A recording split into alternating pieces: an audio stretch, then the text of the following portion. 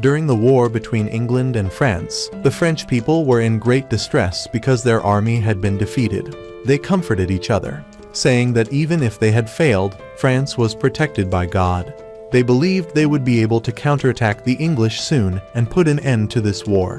While everyone was so worried, Renzi, a boy studying at a school of magic, ran to an old bookstore. He opened the door and entered naturally, as if he was already very familiar with the place. The bookstore owner told him he came here every day like this and asked if he never got tired of it, saying he wouldn't let him in anymore. Renzi didn't care about what the bookstore owner said. He was eager to know what the book in the man's hand was. The man threw the book toward him and said it was a book he couldn't read.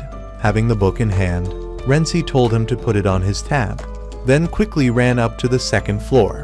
Renzi called down to say thank you, master. However, the bookstore owner replied that he was just an old shopkeeper, not anyone's master. In class, the teacher was talking to the students about the war. France had been invaded by its neighboring country since the previous century, and up to now, it had been nearly 80 years. The teacher added that future historians would certainly call this the 100 Years' War. The classmates were all attentively listening, except for Renzi's seat, which was empty. It seemed he didn't come to class today. Renzi was engrossed in reading the book he had just received from the bookstore owner when a blonde girl came to find him. This girl was Reincarnation. She came to remind him that he was the lowest scorer in the class in military strategy, martial arts, and horsemanship. Moreover, due to his many absences, he might fail the subjects. She also mentioned he was researching heresy, which was extremely concerning. Renzi said it wasn't heresy, but alchemy. Right after that, a pink-haired young lady also came to look for Renzi. Her name was Charlotte. Not seeing Renzi there, she guessed Reincarnation must have arrived earlier and taken him away. The black-haired girl accompanying the elegant lady was Philip. She wondered why someone like Renzi was so famous. At this time, Charlotte and Renzi were having a meal together in the cafeteria. Renzi said that mastering the Philosopher's Stone was the ultimate secret. That stone would grant its master immortality. This meant that if he mastered alchemy, no one would have to lose their life to war anymore. He had said this 100 times already, making Reincarnation no longer react at all. She asked if he planned to buy every magic book he could find. He admitted that was exactly what he would do. He had read many such books, and most of them were written in coded symbols. If it weren't for the old bookseller, he wouldn't have understood what was written inside. Rumor had it that man was Nicholas Flamel, an extremely famous alchemist. He always pretended to know nothing. Renzi hurriedly cut him off, wanting him to return to the reality that their France was being invaded by England. As nobles, they had the mission to become knights and end this war. But he wanted to save people, not take lives through war, even the lives of enemies. He wanted Reincarnation to go with him tonight to a special place. Charlotte and Philip happened to meet them at the gate and wanted to join in. The four of them rode horses together into the forest. Renzi said he had seen fairies with his own eyes, and he wanted to find out where those fairies were. Fairies were considered the minions of demons and were hunted by the church. So why did Nicholas Flamel keep them with him? He guessed the fairies might be related to alchemy. If the old man refused to teach him, he would search and learn on his own. He would go ask the fairies about that magic. Philip asked if the fairies wouldn't bite people. Charlotte took this chance to tease Philip, saying she had once heard of someone being bitten on the finger by a fairy, and the fairy even crawled into their mouth and ate their organs. Those words terrified Philip. Charlotte wondered why people were always nicer to Philip than to her. Renzi said it was because she always caused trouble. At that very moment, a loud noise rang out, causing the entire group to panic and back away. Renzi quickly pulled the weak Philip into a small corner to hide. A group of English soldiers suddenly attacked them. Reincarnation and Renzi immediately fought back. As soon as Reincarnation was threatened by them, Renzi threw a homemade chili bomb at them to create a distraction. Charlotte came up with a plan. She told the English soldiers that Renzi was the top disciple of the famous Nicholas Flamel, and if they didn't retreat, he would turn them into stone. When everything was over, the four of them gathered around a fire in the forest. They didn't expect English soldiers to have infiltrated so deeply into France. Reincarnation hoped that peace like this moment could last forever, that they could continue to study together. but she was a noble of Brittany, Charlotte was of French royalty, and Philip was of the royal family of Burgundy. They were living in a very difficult era, and one day they could become political rivals or perhaps live and die together on the battlefield. But if possible, she hoped they could always remain friends. Together, they made a vow to always be friends. The maid reminded Charlotte to understand her role. She was of noble blood and might one day inherit the throne. That girl wanted to follow Charlotte and become her student. Suddenly, Charlotte heard the sounds of a duel in the yard. Alençon, Riquimon's younger brother, wanted to duel with Rency because he heard that the previous night Rency had put the girl he liked, Philip, in danger during their forest exploration. Riquimont received a letter from her older brother saying that the English army in Harfleur was suffering from a plague and planned to retreat to Calais. The French army would wait nearby and prepare for a decisive battle. She would participate in this battle as a representative of House Brittany. Rency very much wanted to go along, but Riquimont believed that someone as weak as him wouldn't be able to withstand the pressure on the battlefield, not being allowed to go. Rency wanted to use the Philosopher's Stone to make his childhood friend immortal. Nicolas Flamel said that turning someone immortal would easily be considered heresy. Immortality meant eternal exile and everlasting loneliness. He said he was just a humble bookstore owner and couldn't help him, and told him to seek help from someone else. The battle took place on a day of torrential rain. 2 English commanders were standing on a ridge, unsure whether they should lead the army to attack. They said the French knights would mock them for having sold their souls to the devil. Rency rode his horse to the battlefield while praying for God to save Riquimont. When he arrived, the battle seemed to have ended. There was only Riquimont's broken sword lying there. The next morning, things returned to their usual course. Philip had decided to return to meet her father. Her father told her that they had completed all the preparations to join forces with England. Meanwhile, Rency was still persistently researching to create a new method to bring Riquimont back to life. He set up a ritual altar and placed the stone in the center. Unexpectedly, the stone suddenly began to glow, and a tiny fairy girl appeared inside it. She was Astaroth, the queen of the fairies. She asked why Rency had awakened her and said that the fairy queen would never belong to humans, and for that reason, he could only be her servant. Rency agreed to that proposal. Astaroth warned Rency that if he swallowed the Philosopher's Stone, it would become poison and kill him.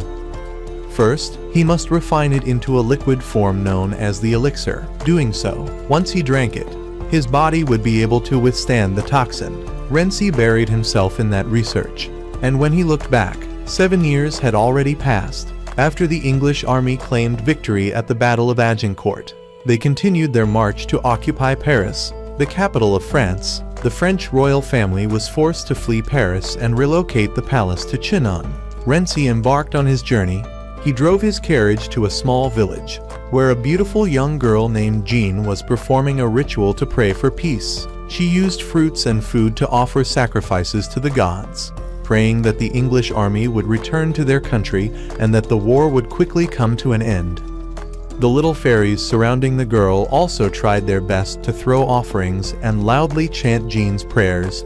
This ritual had been performed many times. They believed that if they were sincere enough, they would be rewarded. Seeing Rency approaching, the fairies panicked and ran toward the cave entrance to hide. Rency said he meant no harm and encouraged them not to be afraid. He introduced himself as an alchemist who had traveled through many places to reach here. Astaroth crawled out from Rency's hat and said they could use the ruins Jean was using for her prayer as a place to train. It was the first time the little fairies had ever seen a winged fairy, and they were very excited.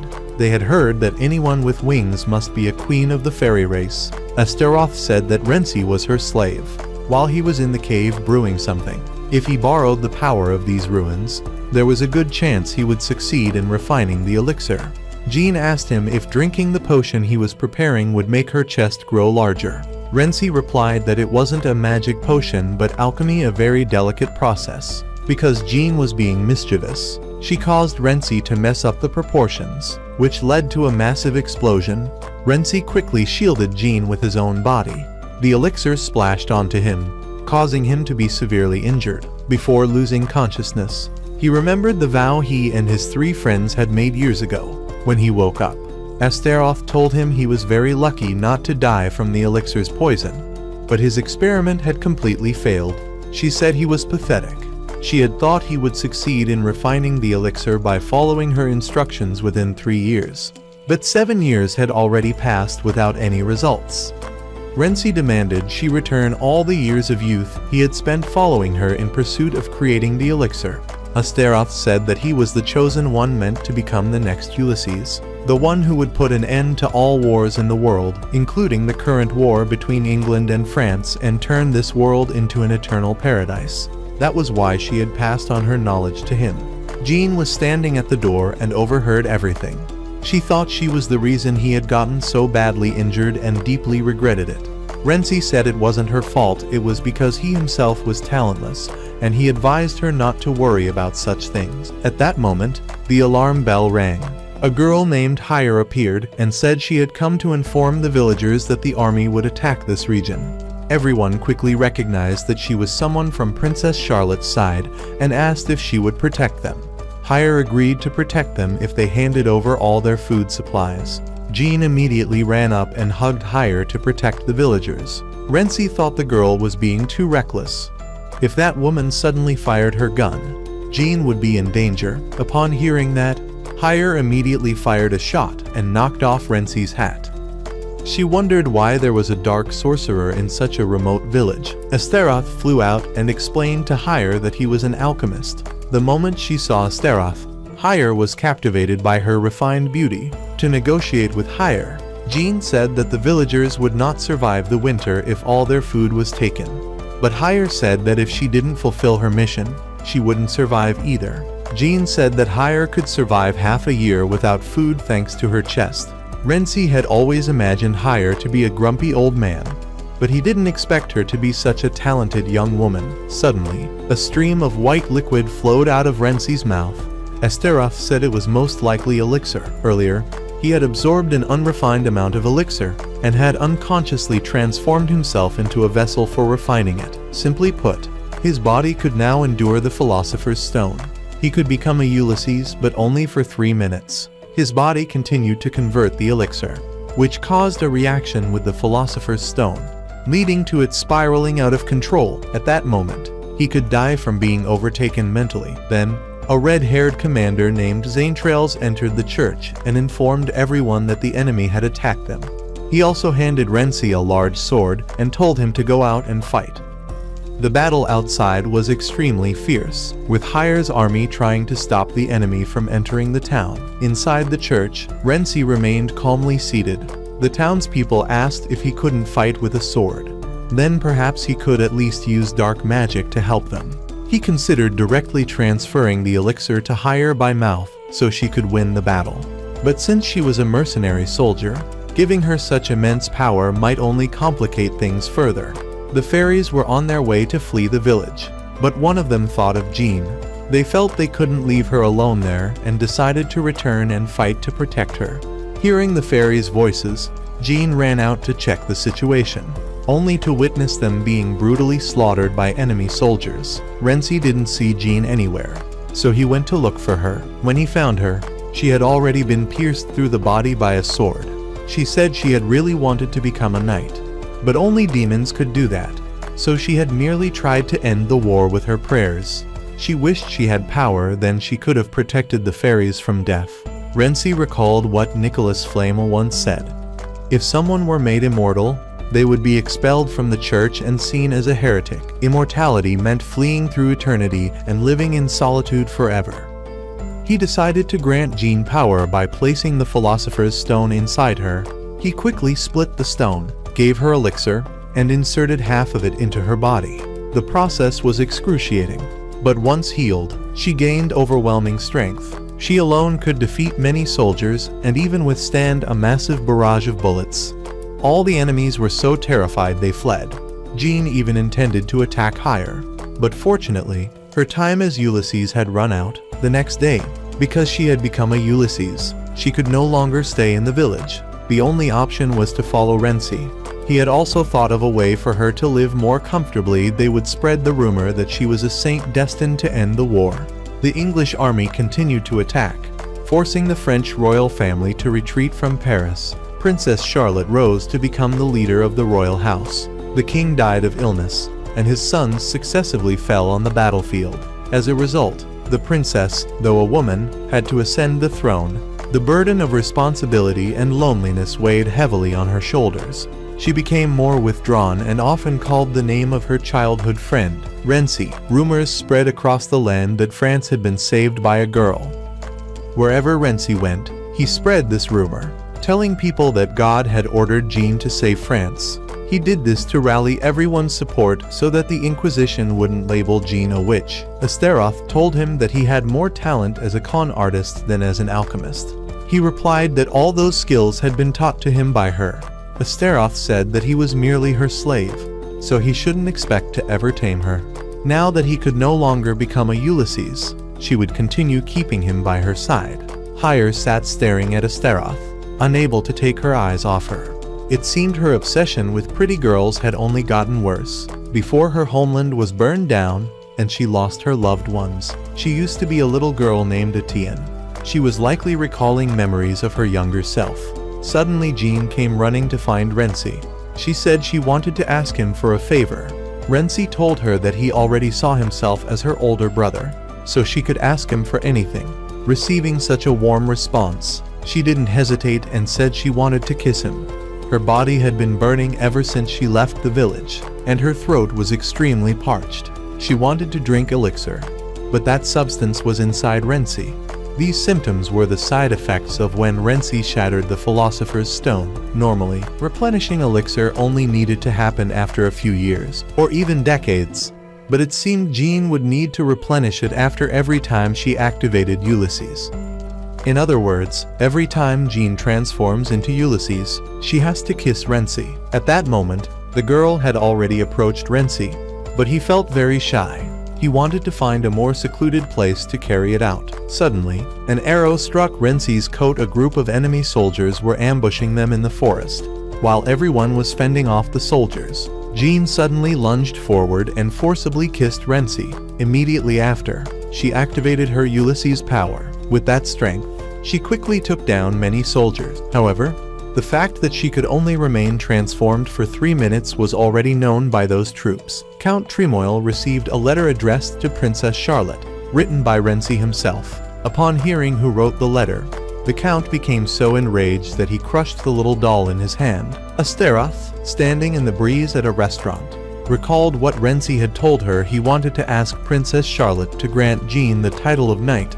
A holy maiden allied with the exiled government would boost the morale of the army and the people, and there was a chance it could end the war. He brought Jean to the royal palace to meet the princess. After all, it had been 7 years since they last met, so he was extremely anxious. Jean said the princess would understand if he explained why he hadn't come earlier. Although she tried to encourage him, the girl herself was also very nervous. She wasn't sure whether the princess would recommend her for knighthood. While they were talking, Rency suddenly disappeared. Jean followed a soldier to where the princess was. While Rency was captured and thrown into a dark prison, there, he met Ricumont. Jean was brought into the palace. Looking around, she quickly spotted where the real princess was. The princess had someone else sit on the throne in her place to test Jean. In the past, many people had come claiming titles and hoping to be knighted by her. However, those who lacked real ability only tarnished their own reputations. They failed to prove themselves in any field. Charlotte assumed that Jean would be the same as the others. To the princess, no one could save France now, not even herself.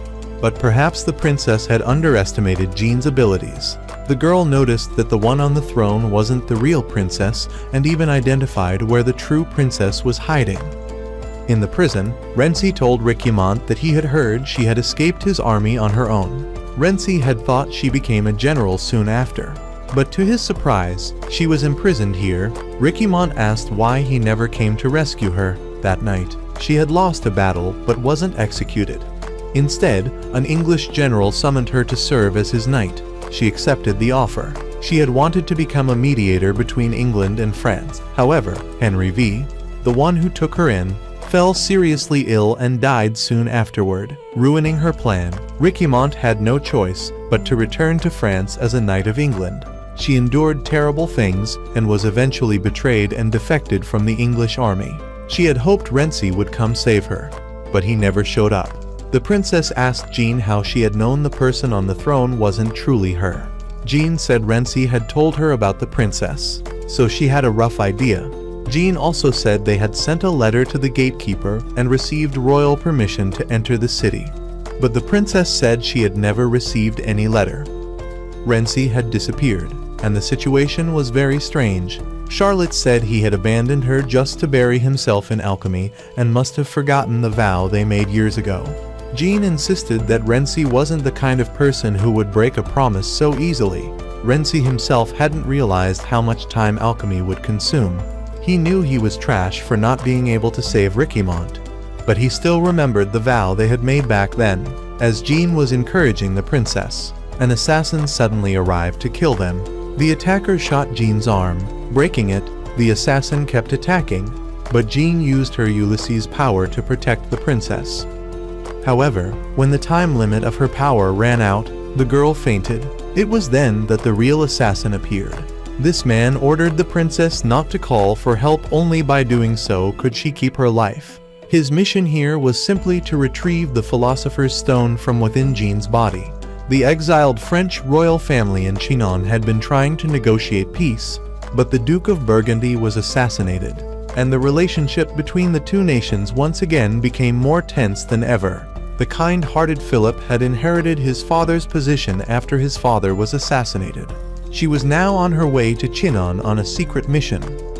The Black Bear assassin told the princess that he had waited until Jean's power subsided. He wanted her to remain quiet because his target was not her, only the stone inside Jean. Heir had been paid to stay out of Jean's group's affairs. The girl was being brutally tortured by the assassin, who planned to tear her apart like a little rabbit. But first, he wanted her to tell him how to create elixir. He threatened that if she didn't reveal it, he would ruin the princess's beautiful face, seeing that the princess might be in danger.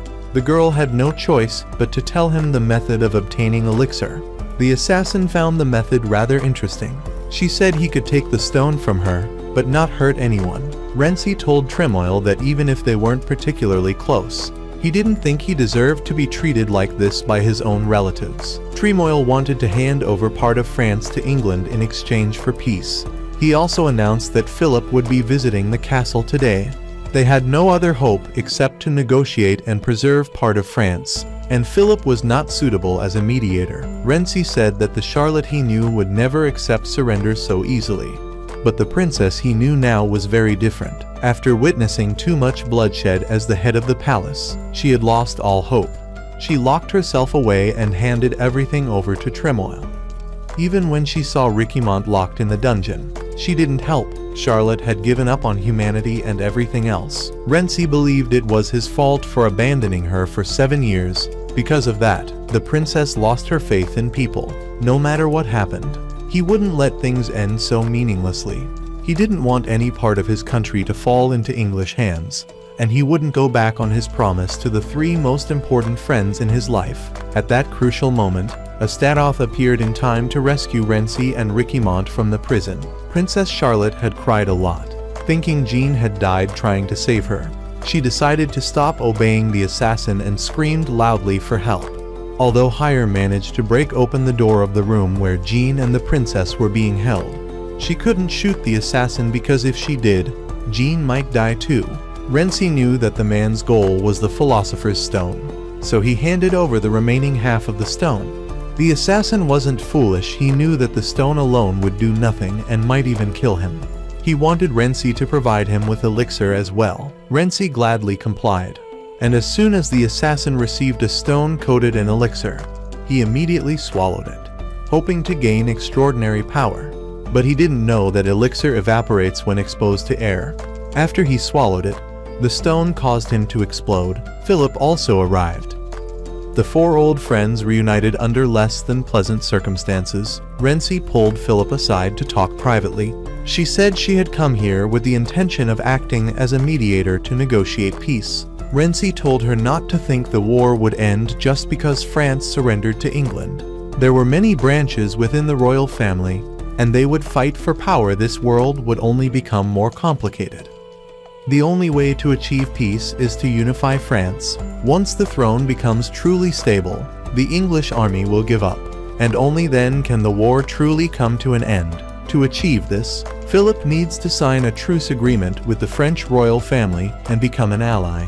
But will Philip accept Rency's proposal when her father's vengeful spirit continues to follow and remind her of how he was assassinated by the French? Jean told the princess and Ricimont about the Philosopher's Stone and how to activate the power of Ulysses. Hearing that the activation method was to kiss Rency, both the princess and Ricimont became quite intrigued. They, too, wanted to place the stone in themselves. While they were chatting cheerfully, Philip walked in. She said she couldn't accept Rency's proposal and quickly left. Rency chased after her to try to persuade her once more.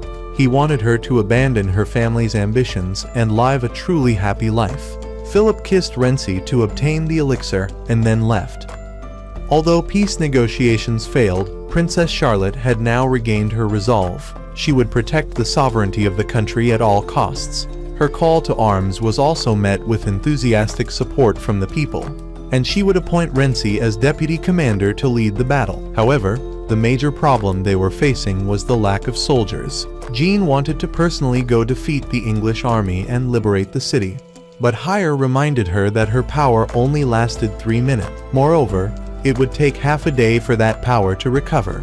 Their only hope was to wait for Ricimont to return after seeking reinforcements. She was now returning to discuss this issue with her older brother. However, her brother was someone who cared little about political affairs. When she opened the door and entered his room, he was still happily entertaining his lovers.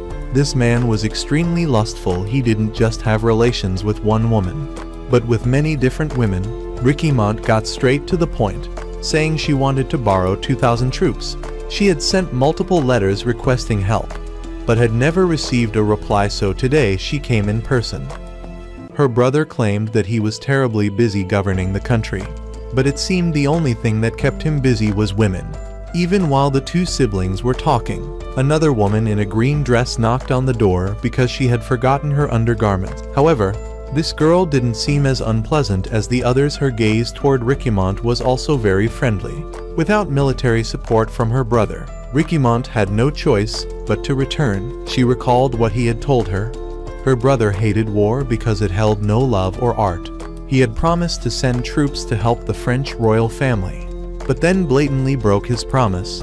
His reason was that if the English army won, all the factions of the French royal family would be severely punished. Feeling very down, she went to drink. After becoming drunk, she was kidnapped by a group of soldiers. When she opened her eyes, Ricimont found herself hanging high up. These soldiers intended to violate her. Fortunately for Ricimont, the girl in the green dress whom she had met at her brother's palace led a group to rescue her. After being successfully freed, the two girls opened up to each other. Ricimont hadn't expected Brittany to become like this. The girl in the green dress said that when a country is thrown into chaos, people's hearts will inevitably change. She also wanted Ricimont to allow her to share a few things about her brother. In the past, many people had wanted to marry Ricimont for alliance, but her brother refused them all. He wanted his little sister to marry a man worthy of her, not be treated like a bargaining chip. He may not have been a good king, and he might not have cared about war, but when it came to his sister Ricimont, he had used all his strength to protect her. Jean was now training hard to draw the royal sword that symbolizes the authority of the French royal family. Once she raised that sword, she would be able to summon loyal knights from all across France. This sword is special because the material used to forge it is none other than the legendary Philosopher's Stone. While they were talking, Count Tremoille came to request an audience. He said he had heard about the incident at the castle, and felt he had been too irresponsible for fleeing the place and abandoning Her Highness the Princess. Rency asked whether he had hired the assassin who attempted to kill the princess and Jean, but that assassin had committed suicide right after being captured, and there was no evidence proving that Tremoille had hired him. He also brought a report to Jean, falsely accusing her before the church of sleeping with a demon to obtain her extraordinary power. Ricimont deeply regretted not being able to return with soldiers if she had troops. Jean wouldn't have to undergo that absurd virginity test. Renzi said that even though she didn't bring back soldiers, he was still happy because at least she was still the same Rikimont he knew as a child. He also advised her not to shoulder everything on her own, but to share the burden with him. He would walk with her. The people in the city were starting to question why the girl was avoiding the virginity test. The princess should stop covering for them. General Rikimont, whom they had always trusted, had failed to bring back reinforcements. Moreover, Renzi had entered the royal court as a heretical dark mage. All of this proved that the French royal family had truly declined. Count Tremoille was also harboring ambitions to reclaim his position at the palace. If not, the entire royal family would be overthrown. When he returned to the castle, he planned to add a Staroth to his collection of dolls. The incident left Jean blaming herself.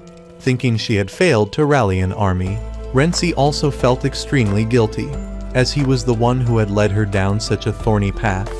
But the girl didn't see it that way. She believed Renzi had saved her life. Her original life had already ended, and he had granted her a new one. Princess Charlotte said that the Duke of Brittany was a coward. He only sat and waited to see whether the English or French would win, making him nothing more than a disgusting parasite. From the very beginning, if Brittany hadn't rejected unification, this war would have ended long ago. These words struck Rikimont's pride. She said Brittany was the land of the Bretons, and they didn't need the French royal family to lecture them about annexation. The princess said that Rikimont's mother was essentially also a parasite. She had married the English king right after the French king died. The two argued fiercely, and Rikimont stormed off. Renzi then told Jean that he had promised to protect her, and so he would never marry. He would be like the legendary knights, swearing absolute loyalty to their noble lady. He wanted both of them to live a pure life together. Rikimont, standing nearby, witnessed it all. She then resigned from her post in the French royal court. In the past, she had endured many unpleasant experiences, many times being harassed and receiving indecent comments. It wasn't because she feared losing her virginity that she ran from those people. She had wanted to preserve it because she had feelings for Renzi. But now that he no longer wished to marry, the thought of it made her feel incredibly sad. After Rikimont left, the princess wanted to appoint Heir as the new general, but she declined. She couldn't drag her people to their deaths like that. That night, the citizens of the city gathered to learn the results of Jean's virginity test. Renzi was suppressed by the English army. Seeing this, Jean activated her power and went to fight them. She quickly saved Renzi and said she would take the virginity test. She absolutely would not kill anyone because she had lost her younger sister in this war. More than anyone else, Jean understood how precious life was. The next day, upon hearing the news, the royal guards also returned to the palace. They had resolved to fight to the end to protect peace for the world. The battle between England and France was reaching its climax at Orleans. If the English conquered that region, they would take over all of France. On the other hand, if this land is protected, the French army will be able to hold a coronation for Princess Charlotte. Renzi and Jean are studying a way to lead troops into the enemy stronghold. He ordered Astaroth to go and inform the commander in Orleans to prepare troops for a diversionary attack. At the Orleans fortress, they reunited with Batard. Though appearing as a girl, Batard is actually a small framed boy, a relative of the princess who has dressed like a girl since childhood. Alençon, Rikimont's younger brother, also came out to welcome Renzi. He said his sister was too selfish and had dishonored the title of knighthood. At that very moment, enemy forces launched an attack through their front line. Alençon, not wanting a young girl like Jean to go to the battlefield, asked Renzi to take her back. Then, wearing armor and riding a horse, he immediately charged into battle. For him, this was the chance to prove himself if he could win a battle right after his sister left. No one would think of him as a useless little brother anymore. However, things were far from as easy as he thought. A female general led the enemy army. She moved like a phantom, appearing and disappearing at will. But she didn't kill Alençon. The opponent she was truly waiting for was Jean. This woman's identity was Noir. Jean tried to pursue and destroy her to the end, but Renzi stopped her. Her power was already running out. Noir escaped, and the enemy forces also retreated from the fortress. Batard was stunned that someone as amazing as Jean even existed in this world. Upon hearing that the power of Ulysses was now in France, a powerful man sent Glassdale to eliminate that monster. He also hoped that next time Noir wouldn't act on her own, because they were on the same team and should act together. The next morning, Renzi and Jean returned to the city of Domremy. The people welcomed them like true heroes. Batard never imagined Renzi could capture the stronghold so quickly. He said that in war, the most important thing is command. Furthermore, during this season, strong winds often blow around the river. Just a spark could destroy the enemy fortress. As Renzi was walking down the hallway, Jean suddenly ran up and forcibly kissed him. She said it felt like she was addicted to the elixir in his body and wanted much more of it. That action left him completely flustered. That night, he couldn't sleep at all. Astaroth said that he had gradually started seeing the girl as a member of the opposite sex, though she was just a growing child. Everyone has physical needs as a human being, and as a man, it was normal for him to develop feelings like that for her. Renzi said he had to come up with a solution quickly to resolve the situation. Astaroth suggested one. She told him to take out the Philosopher's Stone, and immediately the stone projected the image of an incredibly beautiful girl. Just holding her in his arms would make him forget the feelings he had for Jean. However, he didn't want to do it. True love is born when two people are together and share everything. If he did that with the girl created by the stone, he would lose the chance to experience genuine love. The next day, suddenly, many citizens lost control. They said they couldn't let the English army continue doing as they pleased. They had a holy maiden on their side, and even if they died on the battlefield, they would go to heaven. With that kind of thinking, they began charging toward Tyrells. It seemed like they had lost their sense of reason, believing that with the holy maiden present, they would be completely protected. Alençon decided to lead the army to Tyrells. He couldn't let his people die meaningless deaths. Riquimon's training had not been in vain. This younger brother had an extremely logical and methodical mindset. However, Jean believed they couldn't follow Alençon's plan. She didn't want all her efforts the day before to save Orléans to be in vain if he used that city as a decoy. In reality, they didn't even have enough troops to launch a direct assault on the enemy's fortress. Jean came up with an idea. She would charge into the fortress alone. The emotions of the girl resonated with the stone inside her body and created a powerful source of motivation. Now, no one could stop Jean's determination. Glassdale was standing on the rooftop with a giant bow and arrow, waiting for Jean to appear.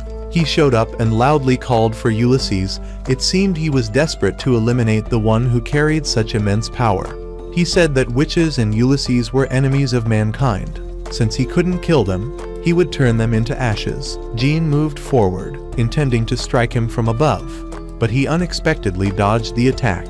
Noir quickly seized the girl, hugging her tightly and intending to die together with her.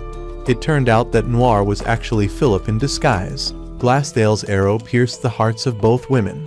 His weapon was made from the Philosopher's Stone, which earned him the title of Ulysses' Slayer. Seeing their holy maiden slain, the French army fell into chaos and began retreating from the fortress. Alençon quickly rushed in and carried Jean away. Since Jean was gravely wounded on the battlefield, Renzi had been living in constant fear. He even dreamed of Jean being in danger, calling out to him for help, but he was powerless to do anything. When he woke up, Alençon informed him that he had lost consciousness during the battle and was now at the Augustine fortress. The good news was that Jean was still alive. As a Ulysses, the girl had only fainted because her brain remained intact. The Philosopher's Stone had kept her alive. Renzi asked Astaroth if Jean wasn't dead. Then there must still be a way to save her. Astaroth mentioned the demon sword, Excalibur, a Philosopher's Stone that contained a transcendent power capable of resurrecting Jean. Renzi immediately wanted to set out to find the stone. Alençon stopped him, saying that even if Jean were revived, their army still wouldn't be able to withstand the English forces. Though they had been lucky enough to seize this fortress, they wouldn't be able to hold it for long. They needed reinforcements, at least 2,000 troops. Alençon wanted Renzi to go home and ask his grandfather to lend soldiers for this campaign. They would try to obtain Excalibur while he returned home to persuade his grandfather he was the only one who could bring reinforcements. They split up and acted according to plan. While Alençon and Batard set out in search of Excalibur, Renzi returned home to request reinforcements for the upcoming battle. At Renzi's home, a beautiful girl had been waiting for him to return every single day. That girl was Catherine. Seeing him back, she was overjoyed and immediately ran to hug him tightly. Catherine loved him dearly. She had held onto all of his belongings since the day he left, and she had kept his room neat and clean, ready for his return at any moment. Their grandfather entered with an unhappy face. He had heard that Renzi had come to borrow troops, so he rushed back. Renzi said he wanted to borrow 2,000 soldiers. After thinking for a while, the old man said he could take as many as he wanted, but there was one small condition. He had to marry Catherine. Renzi thought that strange engagement had already been annulled long ago, especially since Catherine was his cousin. However, her family was extremely wealthy, richer than even the royal family of France. If he married her, he could become a great figure in the world, and the status of his family would rise endlessly. If he refused to marry her, not even a single soldier would be lent to him. He told Catherine that he didn't expect their grandfathers still wanted him to marry her, and he was very sorry for dragging her into something so undeserved. He had no intention of involving her in an incestuous marriage, and he didn't want her to worry about the soldiers anymore. He would try to find another way to persuade his grandfather. Contrary to what he thought, Catherine wasn't bothered at all by their grandfather's words. Moreover, she herself was the one who wanted to marry him because she had secretly loved him for a long time. Even if God punished her and cast her into hell, she still wanted to obtain his love. She begged him never to leave her behind again. When Catherine was still a little girl, she had been brought to this mansion. According to Renzi's grandfather's arrangement, she would be the one to marry him. His true goal was the fortune the girl had inherited from her family. When she was in despair after being kidnapped to such a frightening place, Renzi appeared. He took her out to play, rode horses with her, and told her that from now on, he would be her big brother, and that they would live happily together in this place. The cousin marriage didn't succeed, and Catherine continued living in the castle as Renzi's younger sister. The battle between him and France was still raging fiercely. Heir had also brought her mercenary troops to support the French royal family. Renzi didn't have much time left. His grandfather gave him a deadline. Tonight, he had to sleep with Catherine. Only then would he lend him troops to return and support the French royal family. That night, a man named Nicholas came to see the grandfather. Long ago, when Renzi had just been born, Nicholas had warned the old man to kill the boy, because one day he would bring calamity to the world. Nicholas said he was a child with the qualities of a monster, foretold in the writings of the apocalypse. Now, Renzi also bore traits that were different from ordinary people.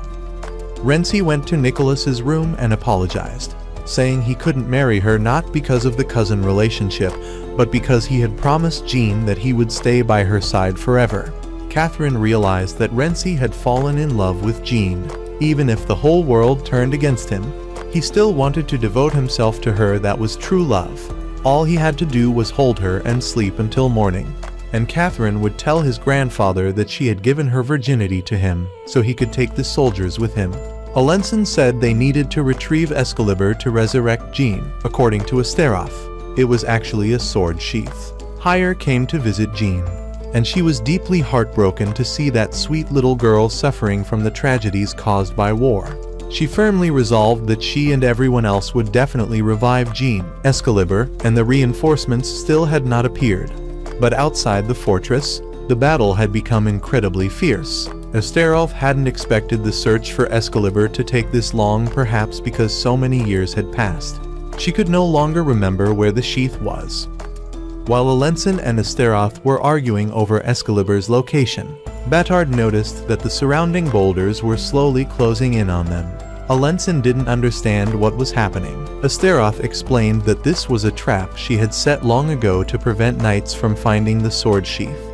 She told Alençon to raise the Philosopher's Stone, and as soon as he raised the magical stone, the giant rocks stopped moving toward them. The little fairies also began to appear when they saw the Philosopher's Stone. Astaroth explained that these fairies were of the Corrigan race 1,000 years ago. She had ordered them to protect this forest. She quickly commanded them to bring her the sword sheath. but they mistook her for a witch and had forgotten that she was actually their ancestor. After she explained the situation, the fairies led them to the place where the sheath was hidden. But strangely, the sword sheath had vanished without a trace. Astaroth quickly spotted it at the top of a tree. However, a young girl was holding it. She was Mallory, the captain of the Philosopher's Stone search unit under Duke Bedford. In other words, she was with the English army. She came from an island that was a British colony, and not long ago, her country had been annexed by the Kingdom of England. She insisted on staying in the tree and refused to hand over the sheath. A fairy ran over to inform Astaroth that many English knights were attacking. Seeing that time was running out, Astaroth wanted to seize the sheath quickly to revive Jean. She told Batard to help distract Mallory, and then she would attack her from above. However, Mallory wasn't that easy to fool. She had already figured out the plan and shot an arrow straight through Astaroth's body. But she never expected that Astaroth possessed an immortal life. No matter if she was harmed or tried to kill herself, she simply could not die. Astaroth quickly resurrected, flew up, pushed her down, and successfully retrieved the sword sheath. Alenson said he would stay behind and keep Mallory as a hostage to hold back the enemy troops, while Batard and Astaroth should go ahead and revive Jean, as doing so would greatly boost the morale of the French army. He told Batard to spread the word that he had died gloriously in battle. Since he was born, Alenson had always been compared to his older sister. Everyone always referred to him as Riquimont's younger brother. Some malicious people even mocked him, saying he was incompetent and unworthy of being Riquimont's brother.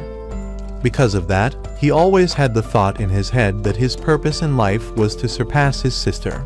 And finally, that moment had arrived. Everyone would have to acknowledge his talent. He would fight alone against more than 100 English soldiers. Renzi had also borrowed 2,000 troops from his grandfather. Astaroth informed him that the sword sheath was being taken back to Orleans to revive Jean. Suddenly, an English army blocked Renzi's path. Tremoille had traded his entire fortune to create this force. He said that if Orleans was liberated, the princess would head to Reims, and he would no longer have a chance to negotiate with England. Astaroth reminded Renzi that now wasn't the time to fight him. They had to reach Orleans as soon as possible. Tremoille kept provoking Renzi with taunts, saying that he knew exactly how Jean was shot through the heart and died so miserably. Alenson also arrived with his troops to support Renzi. It turned out that the night before, when he was in danger, his sister had come just in time to save him. Moreover, she brought her own army with him to Orleans to liberate the French royal family. Riquimont told Renzi not to get distracted by a pitiful loser and forget who he was. She would declare war on Tremoille to open a path for him to return to Orleans. She knew she was too strong to play the role of a noble lady waiting for a knight's protection. Therefore, she would clear the way so Renzi could go back and save the girl he loved. Renzi was deeply moved. He had just been forgiven by Catherine and now was being helped by Riquimont. He didn't know what he could possibly do to repay them. In her dream, Jean kept calling out Renzi's name. She said she was very lonely and afraid, always waiting for Renzi to come revive her. At that moment, Noir also awakened. She sensed that Renzi was coming, but not for her, rather for Jean. Although Jean had come into contact with the sword sheath, she still hadn't been revived. She needed Renzi's kiss to receive the elixir and awaken.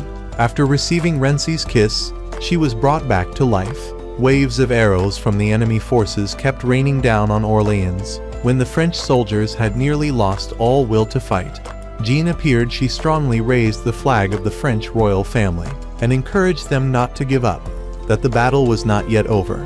She said that she had recovered and would continue fighting alongside everyone, vowing that she would never surrender to the English. Noir instructed Glassdale that this time, when fighting Jean, he should not hesitate. He must shoot straight into her head.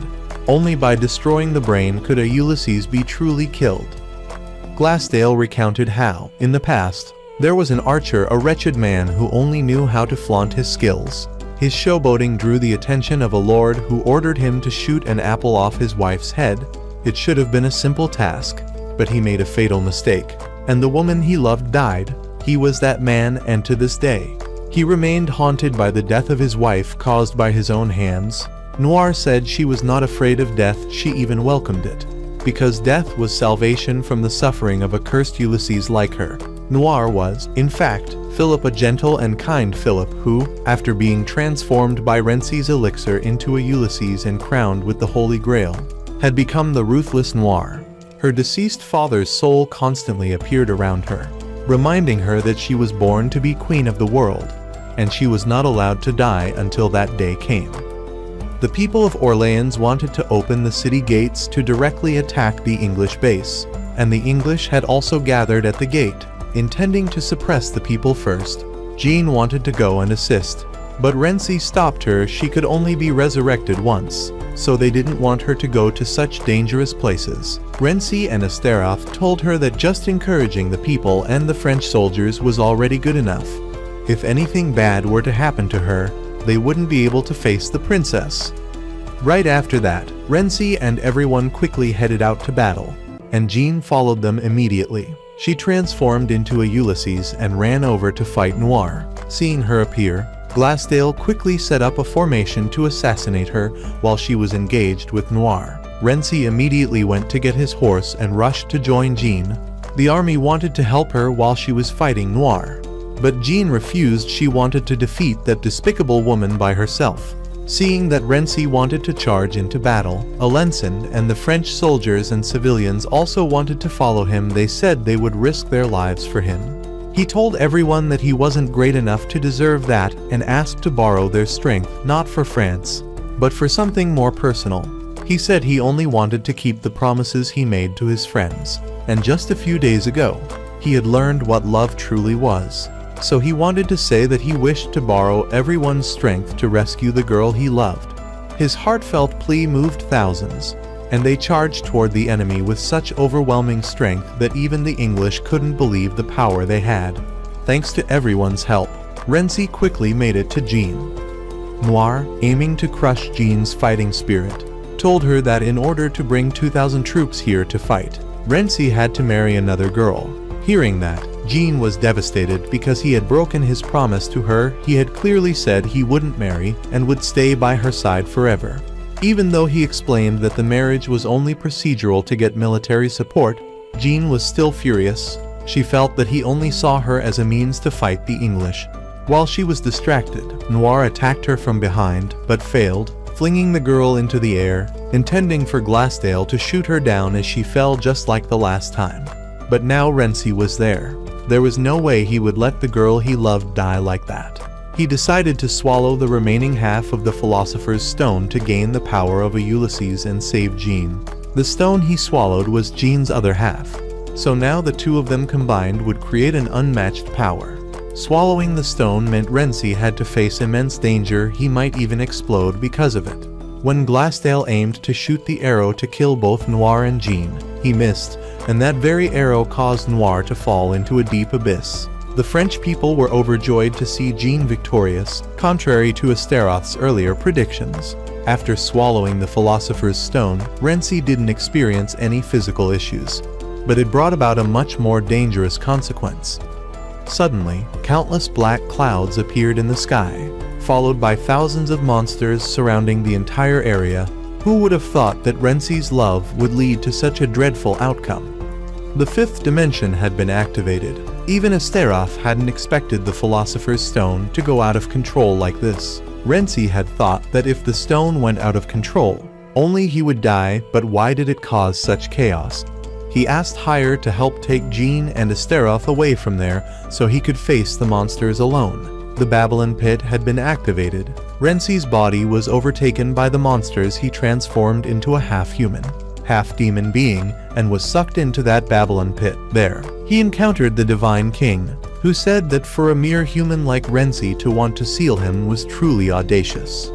The Divine King said that he was the one who created humanity. Slaying a god was a great sin. When humans are without a ruler, they will unleash all of their desires and ambitions and endlessly fight among themselves. The peace maintained in this world exists only because humans are ruled by him. Another god appeared and sealed the Divine King. He told Astaroth that this would be their final meeting. He said that not all gods had vanished. There was still one goddess left in this world, and that was Astaroth.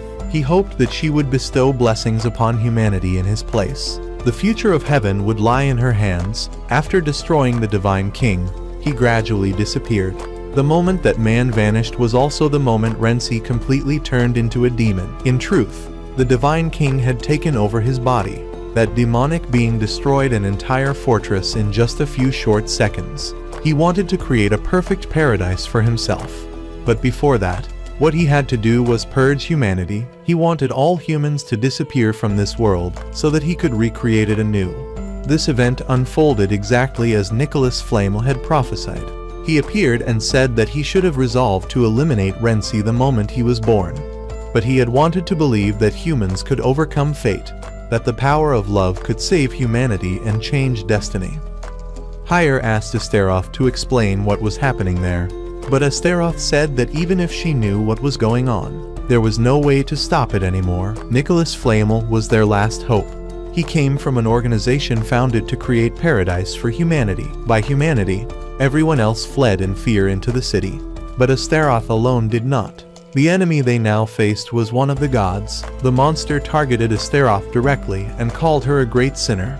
He had dreamed of taking revenge on her for thousands of years. Thinking back, perhaps everything was a curse, the curse of the gods wanting to return from the world of humans. Nicholas Flamel declared that this was the world of humans. He created a magic circle to trap the monster, wanting him to experience a human invention, alchemy. This world needed neither gods nor philosopher's stones. Paradise must be built by humans and for humans. But his magic circle was quickly destroyed by the monster. To the monster, it was nothing more than a petty trick. He flung Flamel far away, and now his target was Astaroth. He told her that humans were not their masters. Humans were full of ambition and fought each other over trivial things. If they were not ruled, they would lose paradise forever. Astaroth said that he could not kill her because she was the guardian of the Philosopher's Stone.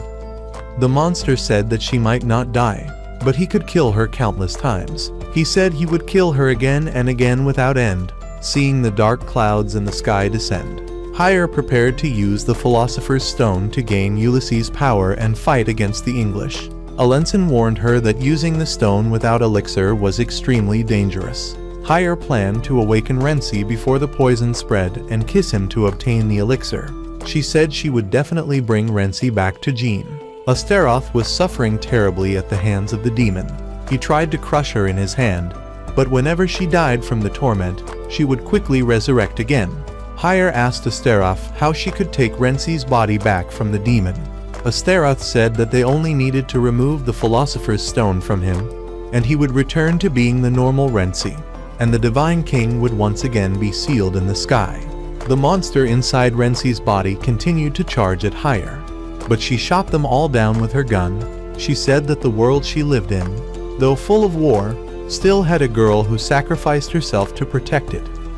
She couldn't let that girl cry, so she would do everything she could to bring Renzi back for her. She might be a demonic sniper, but this monster wanted to see whether she could shoot the invisible targets he created. Unexpectedly, even without being able to see them, she could still shoot with such precision. Though she was severely injured by the monster, she still forced herself to keep fighting in order to restore Jean's smile. She aimed straight at the stone in Renzi's stomach and shot it out, but never expected that the Divine King possessing Renzi's body could pick the stone back up and place it right where it had been. While he was still conscious and not yet fully controlled by the Divine King, Renzi begged Heir to shoot him in the head. Doing so would kill both him and the Divine King, and peace would return to the world. However, before Heir could act, the Divine King once again took control of Renzi's body. His painful screams awakened Jean. The girl reawakened her Ulysses' power and ran to Renzi. She demanded to know why he had promised to protect her for life and now wanted to die. She wanted to beat him until he came to his senses and returned to being her Renzi. In his panic, Renzi saw a horrifying vision: Jean being shunned by the people, burned because she had lied about her purity. Renzi had completely transformed into someone else. This person was named Enlil. He claimed himself to be the ruler of heaven, king of the 72 gods. The spirit of Father Philip kept urging her to kill Enlil so she could become the holy maiden who would rule over both kingdoms, England and France, and then use that as the foundation to restore the Burgundy regime. She held a trump card in her hand, Glassdale, who would give her the power to fight anyone. Glassdale told her that once Renzi transformed into Ulysses, he would be able to block Glassdale's arrows using spirit energy. Noir ordered Glassdale to sacrifice Jean to initiate the ignition. She decided to borrow Glassdale's power to take revenge on Renzi. Enlil summoned a barrage of invisible blades to attack Jean and Heir. Their time as Ulysses was running out. Heir said she would become Jean's shield so the girl could destroy Renzi's head. Jean was connected to his heart, so she must be the one who understood best that the person before them was no longer Renzi. Heir charged forward, continuously shooting at the monster, but it had no effect. After much hesitation, Jean decided to attack Renzi as well, but she too was thrown far away by him. It seemed like everything would end there. Enlil summoned countless bizarre monsters to wipe out all of humanity. He had no intention of killing Renzi to take the Philosopher's Stone. He said he would use Renzi's body as a vessel to maintain his form and consciousness. Becoming the only god to possess a vessel, heaven would be restored by him. The world would return to its original state, but humans would no longer have a place in it. The next generation of slaves would be created in the form of monsters, who would only obey orders without the ability to think. Would the ridiculous ending that this demon spoke of truly come to pass for this world? Astereth said she was the one who defied the gods if punishment was necessary. Then punish her and spare the humans here. Enlil wanted her to stay right where she was and witness the end of this false heaven. Noir suddenly rushed in and hugged Enlil from behind. Glassdale used this chance to fire an arrow at him, but Jean caught the arrow. She said Renzi was still here. Noir was struck down by Enlil, but she had passed her power on to Jean so that the girl could reach Renzi's heart. Now Jean was the only one who could sense his presence. After receiving that power, Jean rushed forward and kissed Renzi. At that moment, she felt transported to another dimension. When she asked a passerby about Renzi, he pointed her toward the magic school that young Renzi and his friends had once attended. Time seemed to be turning back to the past. When Renzi and Ricamont sat talking about alchemy and the Philosopher's Stone, Jean rushed in to find Renzi, telling him about the memories they had shared. She told him how he had saved her, how they had gone through so much together, and that he had said he would never marry and would always stay by her side, but Renzi didn't recognize her at all. This made her deeply sad. Time shifted once more, and Jean found herself at the castle of Renzi's grandfather. She saw Renzi and Catherine standing before many graves. He told her those were his younger sister's girls who had been lured to the castle and died in the tower. Longing to return home and be with their families, they had all cried when they arrived, but eventually died in despair. He couldn't save any of them. Catherine tried to comfort him, saying it wasn't his fault, it was his grandfather's. He knew that war had turned his grandfather into such a person. In this chaotic world, only the strong survive. If you don't betray others, they will betray you. In such a world, people are forced to become as cruel as his grandfather to survive. Only when the war ends can everything come to an end. That's why he had devoted his entire youth to studying alchemy. Jean told him she wanted him to come back to the real world with her. As long as they worked together, they could end the war. He told her he could see both past and future, and in the future, he had seen her burned alive by the people because they doubted her purity. They walked together to the village where they first met. Though it was an artificial world, Renzi wanted to stay there forever. In this world, there was no war or chaos, no magic, but he could be with a person he loved. All he needed was Jean, but Jean didn't feel the same to her. Even though the real world was full of pain, it was still beautiful. Even if she might die upon returning, she could still stay by Renzi's side by living on in the hearts of the people if they could drive out the English army. She succeeded in persuading Renzi to return to reality with her, and the demon could no longer possess his body. Together, they decided to use the power of Ulysses to fight Enlil. They wanted to rebuild the history of this world together. Enlil, of course, wouldn't allow it. He believed everything the world had was created by him, and he would never allow humans to rule it. In a critical moment, Jean asked Renzi to give her more elixir so she could fully unleash the power of Ulysses.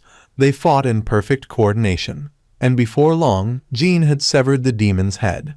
They realized that this monster wasn't so terrifying if they stood united. The people and the army cheered and celebrated their victory.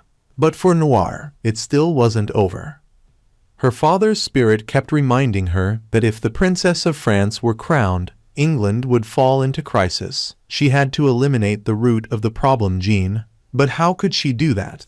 Jean was the person Renzi, her friend, loved most. She raised her sword to harm Jean, but in the end, she couldn't do it. Instead, she turned and asked Glassdale to end her life. She no longer wanted to live in the hatred of her father. Glassdale only shattered the helmet that turned her into Ulysses and refused to harm her. The English army couldn't believe that France had won through Ulysses and divine power. Excalibur wanted the English forces to retreat from France. This news was quickly reported to Renzi. The war had temporarily ended, and the people of Orleans held a grand celebration of victory. They said they would never forget this great achievement. Heir, Alençon, and Batard received tremendous rewards after the battle. But Renzi's situation wasn't so fortunate. Jean had heard that he had kissed Heir, so she became upset with him. Even though Renzi explained that he only did it to give her elixir and had no romantic feelings, the girl still couldn't calm her anger. She thought he wanted to make Heir his second wife. Princess Charlotte was overjoyed when she heard that Jean was safe. She ran over and kissed Jean all over, then thanked Heir for saving both Jean and Renzi. She granted Renzi the title of General of France, in order to gain trust and continue the fight. He was forced to accept the title. The French nobility still hadn't truly united. They would surely scheme against Jean again. From today on, he would become the highest-ranking commander in France. He said he would accept the title under one condition. The princess must make peace with Ricquimont. Astaroth wanted to leave and go somewhere else, but Renzi stopped her. She said he should have noticed something strange about her from the beginning. She was one of the divine kings who created this world. She had approached him only to use him for alchemy. Renzi said he didn't care who she was or where she came from. What he felt from her was an endless love for this place. She never meant to harm humans. He wasn't angry at her for hiding her true identity. On the contrary, he wanted her to stay and witness humanity rebuild this world. She was the goddess who could bestow blessings upon mankind. To protect Noir, Glassdale lied to the commander, saying she had fallen off a cliff during the battle. The commander didn't quite believe it, but accepted it and gave Glassdale the next mission. Under his protection, Philip safely returned to her homeland to live the peaceful life she had always dreamed of. Philip had become stronger, no longer manipulated by her father's words. She had her own will now. She wanted to live a normal life, not one constantly driven by revenge. Renzi took Jean to see Catherine. They thought the girl might be angry about the marriage, but she wasn't. She only came to say that if one day she was no longer around, she hoped Catherine could stay by Renzi's side to keep him company. This greatly surprised them both. He was deeply moved by what Jean had done for him. He had a beautiful dream in which he stood in a lush green field, enjoying the gentle breeze. In that moment, the war had ended completely. Peace had returned, and he could once again hear the laughter of the one he loved. That night, he found Jean standing near the fountain. When he approached and asked, she said she had a nightmare, so he stayed to comfort her. Perhaps she had once again dreamed of being burned alive by villagers who doubted her virginity. After that, they sat and talked all night in front of the castle. Orleans had been liberated, and the English army had retreated a good distance. The princess asked for Renzi's opinion on the next plan of action. Renzi said they would march straight to Reims, where they would crown the princess as the Queen of France. Ricquimont also wanted to support the French royal family. Renzi said that as a general, he couldn't decide such things on his own. It was up to the princess to issue such orders. Ricquimont asked the princess directly. Though shy in front of her friend, Charlotte also wanted to reconcile with Ricquimont. She said she had already granted her a noble title, so she could return to the French royal family whenever she wished. It seemed the princess had also learned how to humble herself, and the two of them made peace with each other. They happily set off together for Reims to begin the journey of rebuilding a new world for humanity. Along the way, Jean asked Renzi how babies were made. She wanted to have a baby with him. This made him blush with embarrassment. Hearing this, Heir immediately warned Renzi not to do anything inappropriate while Jean was still underage. They all seemed to have grown closer, chatting joyfully as they marched forward, Hopefully, the war would end soon and return peace to everyone's lives.